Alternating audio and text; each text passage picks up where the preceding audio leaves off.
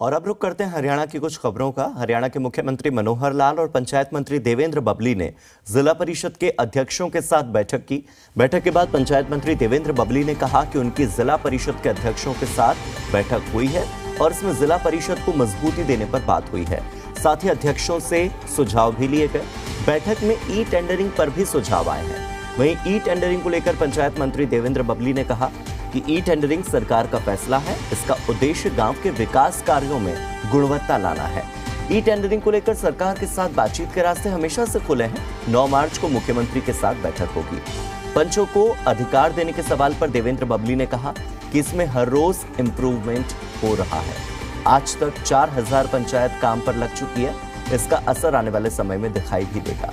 वहीं अजय चौटाला के बयान पर देवेंद्र बबली ने कहा कि अजय चौटाला उनके बड़े भाई हैं और सोच समझकर बयान देते हैं। उन्होंने कहा कि बदलाव लाने वालों में दीवानापन होता है, तभी बदलाव आता है।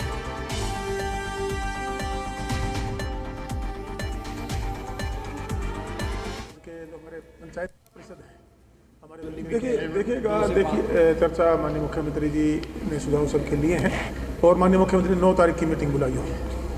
उस पर जो भी हमारी पंचायतें बैठेंगी और माननीय मुख्यमंत्री के साथ उस पर जो फैसला होगा सरकार उस टाइम उनकी मांग सुनने के बाद उसको फैसला लेगी। हाँ, सरपंचों की तरफ से सरपंच प्रतिनिधि जो उनका एक बना हुआ है वो आकर मिलेंगे।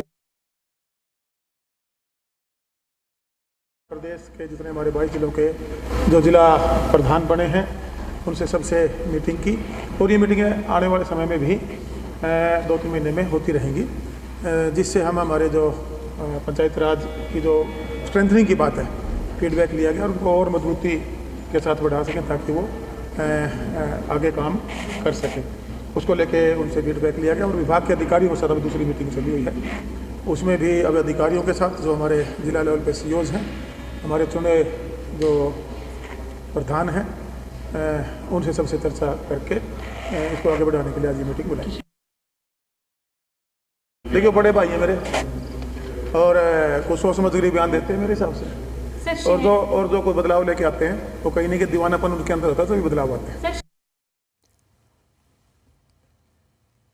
तो हरियाणा के मुख्यमंत्री मनोहर लाल ने जिला परिषद के अध्यक्षों के साथ जो बैठक की उसे लेकर मुख्यमंत्री ने एक ट्वीट किया है। ट्वीट करके उन्होंने लिखा है, जिला परिषदें ईमानदारी और पारदर्शिता के साथ कार्य करवाएं। विकास कार्यों के लिए धन की कोई कमी नहीं रहने दी जाएगी। जिला परिषदों के सशक्तिकरण, फंड बढ़ोतरी और उनके कार्य को लेकर चंडीगढ़ में बैठक की। बैठक में गांवों में सफाई व्यवस्था पर विशेष ध्यान देने हेतु भी आवश्यक निर्देश दिए।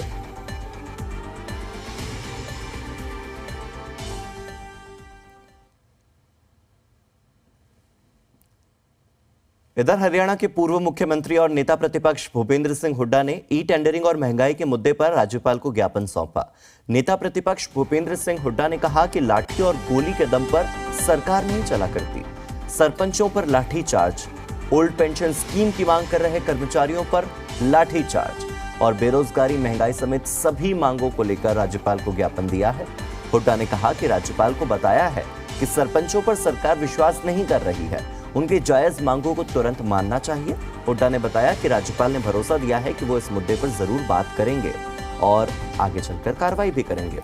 हरियाणा कांग्रेस अध्यक्ष उदय भान ने भी कहा कि हाथ से हाथ जोड़ो अभियान पूरे प्रदेश में अच्छा चल रहा है और इसी के तहत 25 मार्च को सोनीपत में पर्दाफाश रैली करेंगे। इस रैली में केंद्रीय नेता भी हिस्सा लेंगे। उदय भान ने बताया कि 13 मार्च को चलो राजभवन कार्यक्रम किया जाएगा और इसके तहत प्रदेश कांग्रेस दफ्तर से लेकर राजभवन तक एक मार्च निकाला जाएगा और इसके अलावा 6 मार्च से 10 मार्च तक हिंडनबर्ग रिपोर्ट को लेकर हर ब्लॉक पर नेशनल बैंक और LIC दफ्तर पर प्रदर्शन किया जाएगा।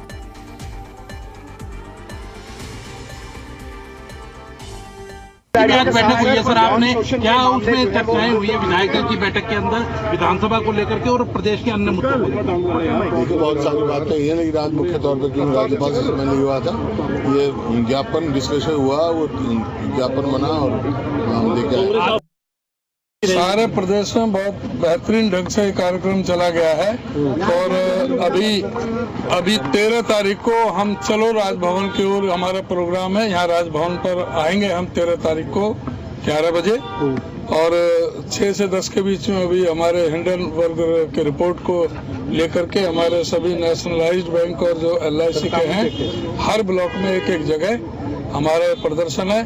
और 25 तारीख को सोनीपत में पर्दाफाश रैली का आयोजन किया जाएगा। सोनीपत में समापन होगा इस हाथ से हाथ जोड़ो कार्यक्रम का पर्दाफाश रैली के साथ। हमने वो सारे कानून व्यवस्था का मामला सारा उठाया है और ये जो बात कर रहे हो ये पहले ही विधानसभा में, अभी पीछे जो विधानसभा चल रही थी उसमें जोर शोर से हमारे सभी विधायकों ने उठाया था। कांग्रेस के प्रतिनिधि मंडल की तरफ से राज्यपाल को ज्ञापन सौंपा गया। इसके बाद कांग्रेस विधायक राव दान सिंह और आफ्ताब अहमद ने कहा कि बीजेपी लोगों को बड़े बड़े आश्वासन देकर सत्ता में आई थी, लेकिन उन्होंने कोई भी वादा पूरा नहीं किया। साथ ही उन्होंने तमाम मुद्दों को लेकर हरियाणा सरकार को निशाने पर लिया। ये अपनी बात को बेशक झूठ है उसको परोसते बड़ी अच्छी तरीके सच बना के परोसते, लेकिन असलियत ये है ये ना तो पंचायतों के हित में है, ना पंचायत जो पंचायती राज सिस्टम है उसके हित में है। स्वेच्छा जो है पंचायती राज अधिनियम में दी गई है, प्रदान करी गई है, उनके हनन का इस सरकार को कोई अधिकार नहीं है। हम कौन सा कह रहे हैं ई टेंडरिंग ना हो, लेकिन ई टेंडरिंग का ये मतलब थोड़ी है 2 लाख की ई टेंडरिंग पे कर दिया। हमारे समय में था 20 लाख तक जो कार्य थे उनको कर सकते थे, उससे ऊपर के कार्य ई टेंडरिंग होता है, वो नीति निर्धारण का मामला है। लेकिन ये सरकार जो है अपनी जिद पे अड़ी हुई है और अपनी अहंकारी जो है यहाँ पर बिगड़ती हुई कानून व्यवस्था, बिगड़ती हुई आर्थिक स्थिति और बढ़ती हुई बेरोजगारी और बढ़ती हुई महंगाई का सामना करना पड़ रहा है। इसलिए आप समय रहते हुए उनको बताएं। अगर कोई आदमी इसका विरोध करने का या बात बताने का प्रयास करता है तो उसको फिर लाठियों से उसका स्वागत किया जाता है, जैसे कि अभी सरपंचों का किया, कुछ दिन पहले ओपीएस की मांग करने वाले उन कर्मचारियों का किया। ये मैं समझता हूँ बिल्कुल निंदनीय है, जो सरकार को इस तरह नहीं करना चाहिए। हम आपको कहना चाहते हैं कि अभी वक्त है, आप सरकार को बताएं कि वो इस तरह की प्रजातांत्रिक प्रणाली के अंदर दुरुपयोग सत्ता का ना करें। रेवाड़ी के कोसली में होली मिलन समारोह का आयोजन किया गया और इसमें कांग्रेस के राज्यसभा सांसद दीपेंद्र हुड्डा ने शिरकत की। इस दौरान दीपेंद्र हुड्डा ने हरियाणा सरकार को निशाने पर लेते हुए कहा कि रेवाड़ी में एम्स को लेकर सरकार की नीयत में खोट है। 9 साल में सरकार एम्स की एक ईंट भी नहीं लगवा पाई है। उन्होंने कहा कि बीजेपी ने पिछले चुनाव में फायदा लेने के लिए एम्स की घोषणा की थी और अब फिर चुनाव में फायदा लेने के लिए मामला लटकाया हुआ है। साथ ही उन्होंने आरोप लगाया कि विपक्ष के नेताओं पर द्वेष भावना से कार्रवाई की जाती है। एक ईंट भी वहां पे धरातल पे सरकार के कोई अभी तक, तो ये अब कब तक काम शुरू होगा? और ये अगर फाउंडेशन रखेंगे भी 24 से पहले तो कौन विश्वास करेगा? अगर मेरे को ऐसा लगता है कि भाई 14 में घोषणा, 5 साल के बाद कैबिनेट में पास, 5 साल के बाद फाउंडेशन स्टोन, उसके 5 साल के बाद ये भूमि पूजन करेंगे। तो ये तो अपना जो है ये एक बड़ा दुर्भाग्य स्थिति है। मनेठी एम्स के लिए संसद से लेकर और सड़क तक हम लड़ाई लड़ेंगे। ऐसा लगता है कि खट्टर सरकार की नीयत इस मनेठी एम्स को बनवाने की नहीं है, इसको इसमें विलंब कराने की नीयत खट्टर सरकार की दिखाई दे रही है। ये सरकार हर चीज में राजनीतिक दृष्टि से हर बात को देखे। कोई भी वर्ग अपनी बात रखे तो उस वर्ग की, जब अभी पीछे सफाई कर्मचारी और ग्रामीण चौकीदारों ने अपने मानदेय के लिए आंदोलन किया, उस पर लाठीचार्ज हुआ, तब भी इन्होंने कहा कि ये विपक्ष द्वारा प्रायोजित है। तो ये इस तरह का मैं समझता हूँ कि सरकार के जो वक्तव्य बयान आते हैं सरकार के मंत्रियों द्वारा, वो सही नहीं, उचित नहीं है। वो उनके अहंकार को प्रदर्शित करने का काम लोग कर रहे हैं। प्रजातंत्र में कोई भी सरकार जनता के अपमान से नहीं चलती। जनता का मान सम्मान करके सरकारों को अपना प्रजातंत्र में कार्यशैली चलाने की होनी चाहिए। हरियाणा के अंदर 498 स्कूलों को बंद करने का जो निर्णय लिया सरकार, वो उसका बैकड्रॉप ये था हरियाणा में कि 9 साल से शिक्षकों की भर्ती नहीं हुई थी। शिक्षकों की पर्याप्त संख्या ना होने के कारण की वजह से, बच्चों की संख्या के कारण नहीं, हरियाणा के अंदर ना, उसकी वजह से ना तो बेरोजगार नौजवानों को रोजगार मिल पाया, कितनों की जो है पात्रता का समय सीमा समाप्त हो गया, उनके भविष्य बर्बाद हो गए हरियाणा के अंदर। और दूसरी ओर स्कूलों को बंद करने का भी निर्णय लिया गया, जिसकी वजह से बच्चों तक को धरनों पर बैठना पड़ा। हरियाणा की ये स्थिति है। पलवल पहुंची इनेलो की परिवर्तन पदयात्रा के दौरान अभय सिंह चौटाला ने प्रदेश सरकार पर हमला बोला। अभय चौटाला ने दावा किया कि 2024 में प्रदेश में परिवर्तन होगा और हरियाणा में इनेलो की सरकार बनेगी। वहीं ई टेंडरिंग के मुद्दे पर अभय चौटाला ने सरपंचों की मांगों का समर्थन किया और कहा कि सरपंचों को चाहिए कि वो सरकार के नुमाइंदों को गांव में घुसने से ही रोक दें। अभय चौटाला ने विधायकों की ट्रेनिंग पर भी तंज कसा है। लोग बहुत लंबे समय से इस बात का इंतजार कर रहे थे कि कोई आए और इस सरकार की पोल खोलने का काम करे। हमने इनको बहुत समय दिया, हमने बहुत बार चेताया इनको कि जो किए वायदे उनको पूरा करो, लोगों को परेशान ना करो। इन्होंने ये मान ली बीजेपी जेजेपी ने कि तो हमारी बेपोती है। परिवर्तन यात्रा से आज सरकार बौखलाई हुई है। ये यात्रा जो है इस सरकार के लिए कफन का कील साबित होगी।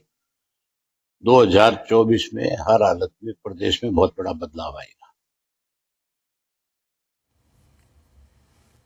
पंचकुला के सेक्टर 1 पीडब्ल्यूडी रेस्ट हाउस में बीजेपी के कार्यकर्ताओं के साथ बजट पर चर्चा का कार्यक्रम आयोजित हुआ था।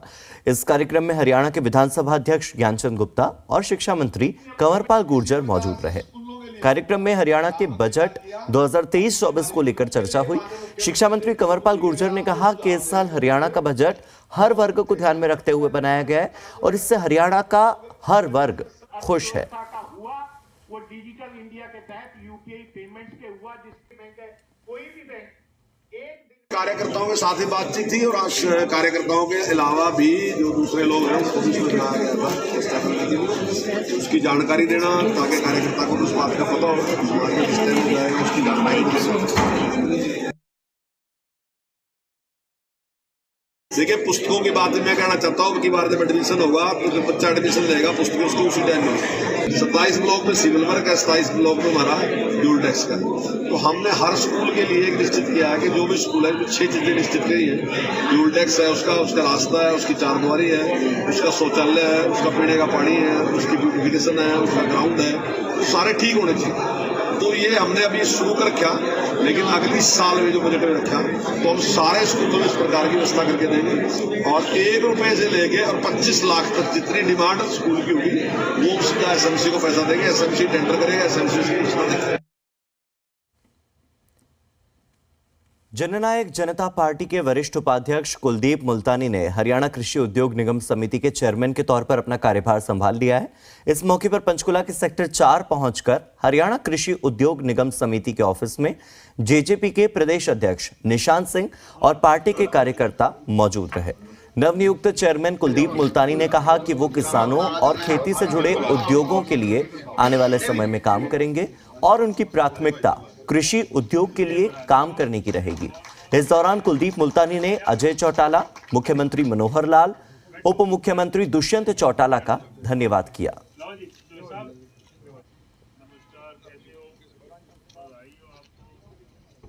जो भी ये जिम्मेवारी दुष्यंत चौटाला जी ने मुझे दी है, मैं इसको पूरी निष्ठा से, ईमानदारी से, लगन से निभाऊंगा और जो भी प्राथमिकता आएंगी, चाहे वो इस आयोग में जो भी किसानों को या छोटे व्यापारियों को जो भी लाभान्वित करती जो भी योजनाएं होंगी, मैं उसको पूरा करूंगा, उनको लाभ पहुंचाऊंगा किसानों तक, ताकि हर आदमी इससे लाभ उठा सके।